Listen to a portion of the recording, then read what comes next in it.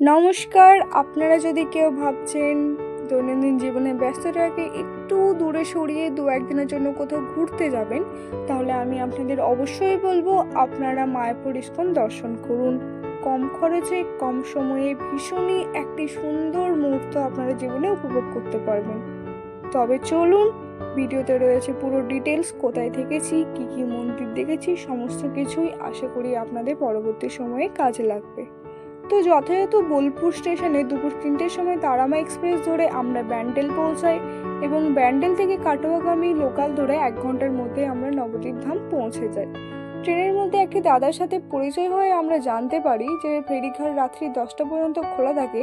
তো সেই কারণে ধীরে সুস্থে একটি টোটো ভাড়া করে আমরা নবদ্বীপ ফেরিঘাটে পৌঁছাই এবং সেখানে টিকিট কেটে আমরা লঞ্চে উঠি। সন্ধে হয়ে গেছিল, হালকা গঙ্গার ঠান্ডা হাওয়া উপভোগ করতে করতে আমরা মায়াপুর ফেরিঘাটে পৌঁছাই এবং সেখানে একটি টোটো ভাড়া করে আমরা সোজা পৌঁছে যাই বালাজি গেস্ট হাউসে।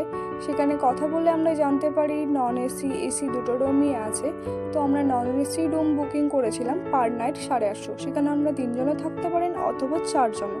তো ফ্রেশ হয়ে আমরা সেদিন শুয়ে পড়েছিলাম। পরের দিন সকাল সকাল উঠে ফ্রেশ হয়ে আমরা ইস্কনের উদ্দেশ্যে বেরিয়ে পড়ি।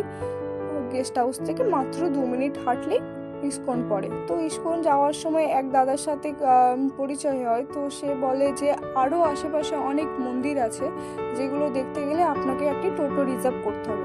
টোটো রিজার্ভ 350 টাকা। টোটোতে আপনি 7জনও যেতে পারেন, 3জনও যেতে পারেন, 2জনও যেতে পারেন, কিন্তু 350 টাকাই লাগবে। তো আমরা একটি টোটো রিজার্ভ করি এবং চৈতন্যদেবের মঠ, মাসির বাড়ি সমস্ত কিছুই দর্শন করি। চৈতন্যদেবের মাসির বাড়িতে সামনে একটি রয়েছে কুণ্ডু, রয়েছে ভীষণ বড় বড় মাছ। সেই মাছ দেখার পর আমরা ফিরে আসি এবং ব্রেকফাস্ট সেরে ইস্কনে পৌঁছাই। ইস্কনে পৌঁছে গেটের সামনে দেখি যে ঠিক এরকম দৃশ্য এবং গেটের ভিতরে দেখি বাম সাইডে রয়েছে বাড়ি খড়ের চাল। সেখানে কীর্তন সংকীর্তন চলছে। আর সামনে যে ইস্কন, এটা দেখার জন্য বহু মানুষ অনেক দূর দূর থেকে আসে। সেটি আমার মা 5 বছর আগে এসেছিলেন, তখনও বলছিলেন যে এটি কাজ চলছে। 5 বছর পরও এখনো পর্যন্ত সেটি কাজ চলছে, মানে ভাবুন তাহলে সেটি কত বড়।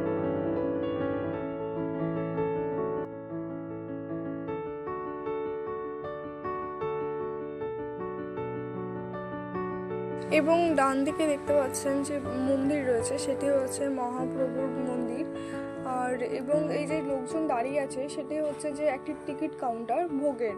তো এখানে বিভিন্ন ধরনের টিকিট আছে, 40 টাকার, 100 টাকার।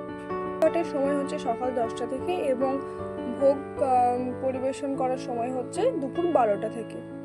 তো তারপর আমরা মহাপ্রভুর মন্দির দেখার জন্য একটু এগিয়ে যাই। এই সামনেই দেখতে পাচ্ছেন সুন্দর একটি পুকুর রয়েছে আর চারিপাশে কি সুন্দর গাছ দিয়ে সাজানো এবং বসার জন্য জায়গাও রয়েছে। তো আমরা কিছুক্ষণ ওখানে বসি, তারপর সামনে দিয়ে এগিয়ে যাই।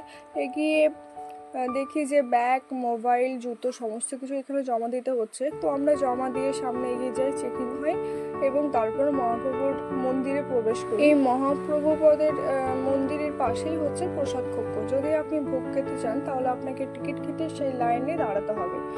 আর বলেছি যে বাবু প্রসাদ বিতরণ করে দুপুর 12টা থেকে। তো আমরা যথাযথ লাইনে দাঁড়াই এবং প্রসাদ কক্ষে প্রবেশ করি। সুন্দরভাবে ওনারা সব কিছু অ্যারেঞ্জ করেছিলেন।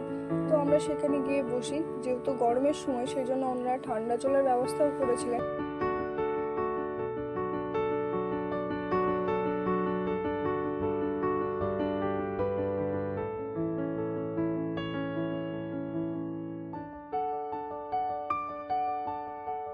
আসি এবং রুমে এসে একটুখানি রেস্ট নিয়ে আবার বিকালে মন্দির পরিক্রমা দেখার জন্য বেরিয়ে পড়ি।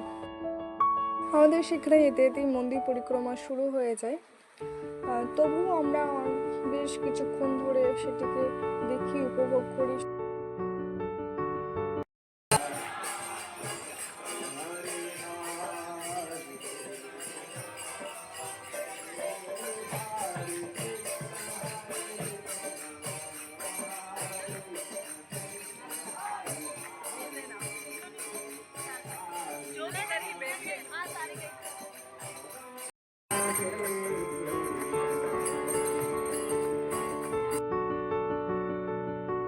তারপর আমরা সামনে দিয়ে একটু এগিয়ে যাই আরতি দেখার জন্য। আরতির সময় হচ্ছে 6টা 15 থেকে শুরু। তো তো আমরা সামনে গিয়ে দেখি যে একটি বসার জন্য মাঠ রয়েছে, সেখানে একটু বসি এবং সাইডে বাথরুমও রয়েছে, একটি পিজার একটি সুন্দর একটি ক্যান্টিনও রয়েছে। তো একটুখানি বসার পর আবার ব্যাগ মোবাইল জুতো জমা দিয়ে আমরা নরসিংহের মন্দিরে প্রবেশ করি। ওখানেই রাধাকৃষ্ণের আরতি হয়। তো আমরা সেখানে আরতি দেখি, সুন্দর একটি মুহূর্ত যেটি দেখার জন্য অনেকে অনেক বছর ধরে অপেক্ষা করে। ভগবানের কৃপায় সেটি আমার পূর্ণ হয়েছে।